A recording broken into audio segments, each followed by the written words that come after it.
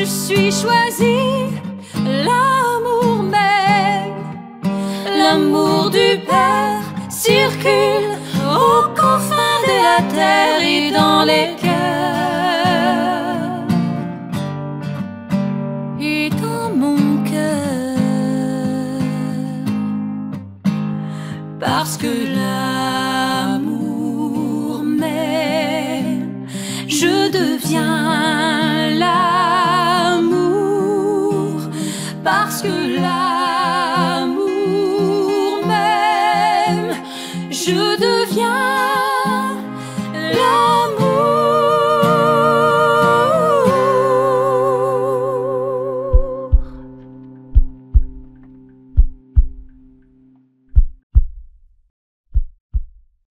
Bonjour, chers choisis de Jésus. Aujourd'hui, nous nous retrouvons déjà à la deuxième journée de cette belle période que nous propose l'Église pour nous préparer à la montée pascale. Cette période de réflexion, de prière, de jeûne, de partage, où on nous invite à voir quel est, où nous en sommes dans notre cheminement de foi, dans notre relation avec notre Créateur. Et je dois vous dire que je suis très fier et très heureux du travail qu'a fait notre équipe des Choisis de Jésus avec Hosanna sur la présentation, les recettes de bonheur. Si vous n'êtes pas inscrit, eh bien, inscrivez-vous, ça vaut la peine. C'est réellement un beau parcours qui est bien préparé, avec beaucoup de professionnalisme, qui nous invite, faut le prendre réellement dans la paix, prendre le temps de l'écouter tranquillement, chacun chez nous, pour découvrir davantage, pour nous aider à cheminer davantage vers notre Dieu.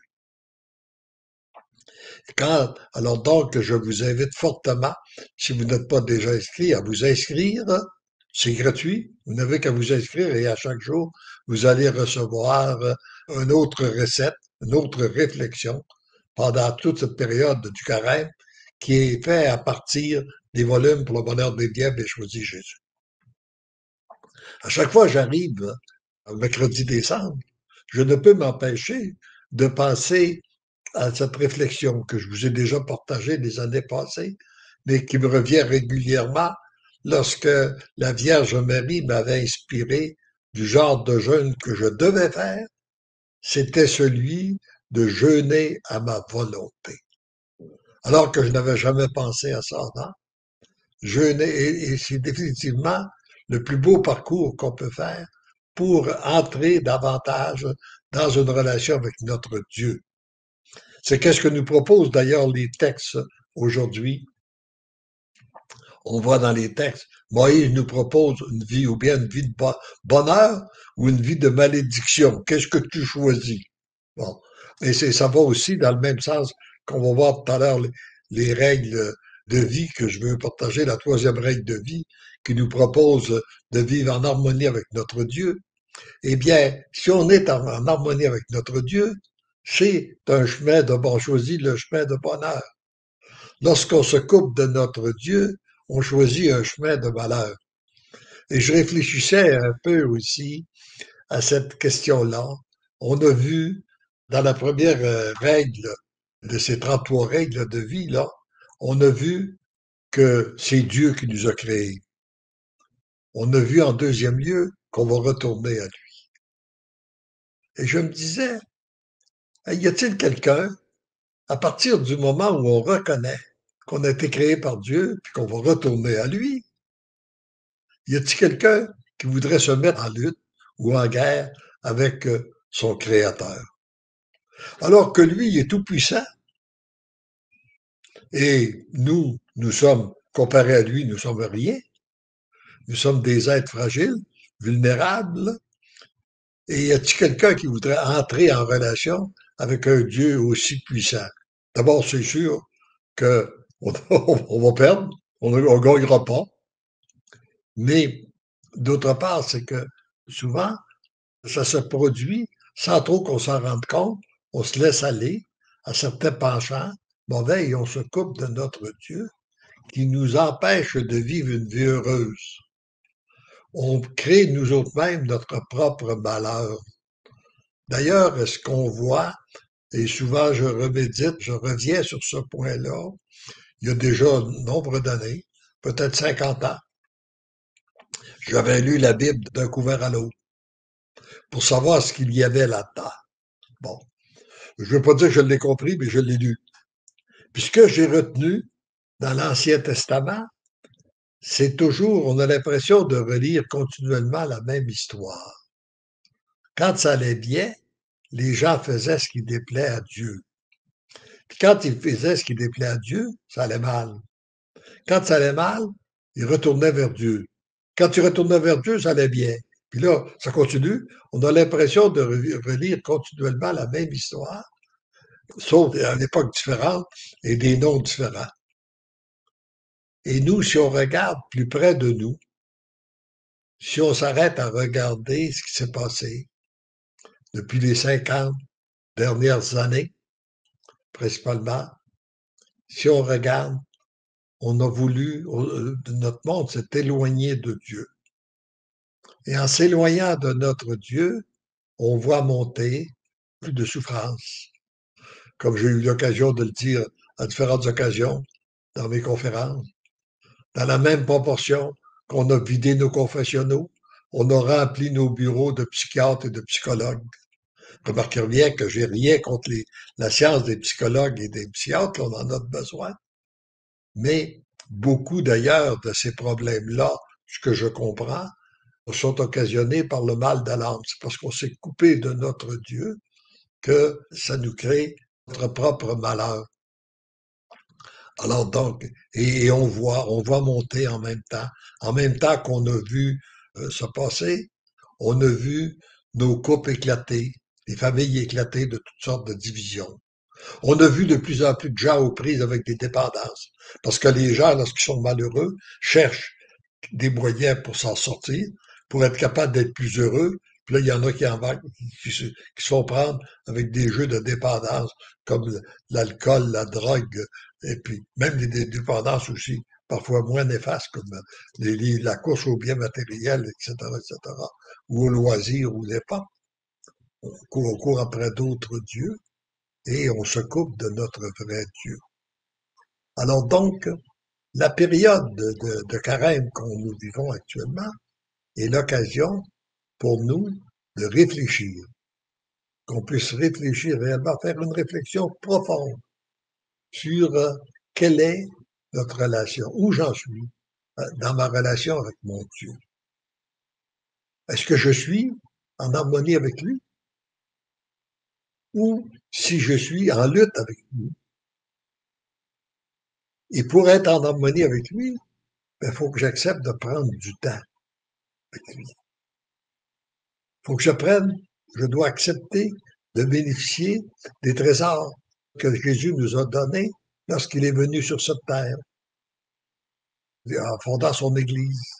Les trésors qu'il a déposés dans le cœur de notre Église, les sacrements, principalement celui du pardon, celui de la grande miséricorde, parce que très souvent, on se sent coupable, on regrette des gestes qu'on a posés, alors on a besoin d'en être libéré, mais on a surtout besoin de se nourrir de sa sainte présence.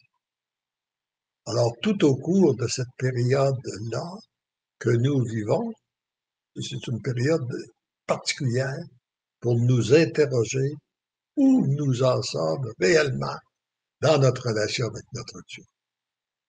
Est-ce que pour moi, mon Dieu est un Dieu là-haut, très loin de moi? Ou est-ce que c'est un Dieu tout près de moi, mais ou à côté de moi? Ou est-ce que c'est un Dieu à l'intérieur de moi? Autrement dit, est-ce que c'est quand je le prie, est-ce que je le prie pour qu'il fasse ma volonté? Ou si je le prie pour que sa volonté se fasse en moi? Est-ce que je cherche un Dieu qui vient à mon aide, qui est à mon service? Ou si je me veux au service de notre Dieu? Voyez-vous, il y a beaucoup d'interrogations qu'on peut faire dans cette période de grâce que nous vivons, là, pour nous aider à voir où nous en sommes. Quelle est l'harmonie que nous avons avec notre Dieu? Ah, puis, c'est vrai, je voulais vous passer la pensée du jour. Je vois que je ne l'ai pas fait. Alors, Nancy pourrait peut-être nous donner la pensée du jour, qui va aussi dans le même sens, qui va nous aider à poursuivre cette réflexion. Alors, mon enfant, c'est moi, Jésus, qui veux parler à ton beau petit cœur d'enfant. Si tu savais comme je l'aime, ton cœur d'enfant, pur et beau, comme je serais heureux si tu me donnais la permission de le garder pur. Je placerais une armée d'anges autour de toi pour te protéger du monde de ténèbres dans lequel vous vivez. Mon cœur brûle d'amour pour toi. Oui, voyez-vous, il y a à l'intérieur de chacun de nous, il y a notre cœur d'enfant, de tout petit. Et on a besoin de revenir. Ça revient dans la parole que Jésus nous a dit. Si vous ne redevenez pas comme des petits enfants, vous n'entrerez pas dans le royaume des cieux. Et un petit enfant n'a pas besoin de savoir où on le va. Trop souvent, nous prions pour demander à Dieu qu'est-ce qu'il attend de nous. Et puis, d'ailleurs, j'ai souvent eu cette question-là dans mes voyages en Europe. Demander à Jésus qu'est-ce qu'il attend de moi. Bon, pour me tracer le chemin. Et moi, j'ai toujours répondu, je peux le demander au Seigneur pour toi. Mais s'il te répondait, il ne ferait pas la même chose qu'il fait avec moi. Parce qu'avec moi, il me le dit pas. Il m'a dit, je veux te conduire dans un chemin, je veux te conduire dans la foi pure. Puis, pour être conduit dans la foi pure, ben, on n'a pas à savoir. J'ai eu de la misère avec ça m'a pris du temps à comprendre que c'est sa parole d'ailleurs qui nous dit, si vous ne redevenez pas comme des petits enfants, vous n'entrerez pas dans le royaume des cieux. Et là, j'ai compris qu'un petit enfant, il n'avait pas besoin de savoir où il allait. Il avait juste besoin de savoir qui le conduisait. C'est papa, c'est maman, il est en confiance, ça va, ça n'a pas d'importance.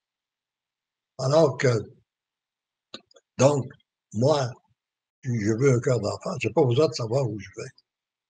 J'ai pas besoin de savoir où il me conduit, mais j'ai besoin de savoir que c'est lui qui me conduit. Et pour savoir si c'est lui qui me conduit, eh bien, je dois renoncer à ma volonté propre pour que sa volonté se fasse en moi. Mon désir doit être de ne pas avoir un Dieu qui fait ma volonté, mais moi, que je puisse faire la sienne. Et je peux vous dire aussi, quand je regarde en arrière, toutes les expériences de vie passée, je me rends bien compte qu'il y a une multitude de choses qui me sont arrivées. Parfois, ça se présentait sous une souffrance. Je croyais que c'était une catastrophe. Puis finalement, après l'avoir accueilli, puis l'avoir offert à Dieu, ça a été la source de très belles grâces. Alors donc, lui, il a une vision meilleure que la nôtre. Lui, il sait ce dont on a besoin pour être heureux. Nous ne le savons pas. Et il y a quelque chose aussi, même on ne peut pas comprendre, on n'a pas dans notre cerveau tout ce qu'il faut pour comprendre le plan de Dieu. Mais on a ce qu'il faut, par exemple, pour faire des choix, pour se décider pour lui demander de nous éclairer, de guider nos pas, de se laisser transformer. Et on a cette belle période-là qui nous propose du carême pour nous laisser transformer par lui. Et moi, la plus belle grâce, je pense qu'on peut demander là, dans cette période-là, pour qu'on arrive, pour vivre réellement en harmonie avec lui,